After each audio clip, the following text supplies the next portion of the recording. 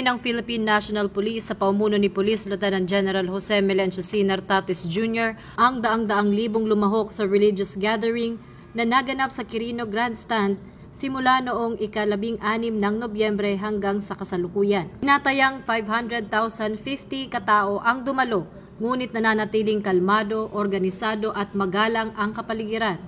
Ipinahayag ng PNP ang taus-pusong pasasalamat sa publiko dahil sa ipinapakitang disiplina, kooperasyon at pagsunod sa mga paalala sa kaligtasan na itinuturing nilang mahalaga upang mapanatili ang isang ligtas na kapaligiran para sa lahat. Binigyang pugay din ang mga pulis dahil sa kanilang profesionalismo at mahigpit na pagpapatupad ng maximum tolerance na sumasailalim sa matibay na halimbawa ng pinagsamang responsibilidad ng pulisya at komunidad. Nananatiling naka-full alert ang PNP kasunod ng matagumpay at mapayapang ikalawang araw ng pagtitipon. Inihikayat ng pambansang pulisya ang lahat na ipagpatuloy ang pag-obserba sa mga safety protocols, manatiling mapagbantay at agad na iulat ang anumang kahina-hinalang aktibidad. Tinitiyak ng PNP na magpapatuloy sila sa pag-i-issue ng mga opisyal na updates upang mapanatiling tama at napapanahon ang impormasyon ng publiko at media hinggil sa kasalukuyang sitwasyon dahil ito ang bagong PNP para sa bagong Pilipinas,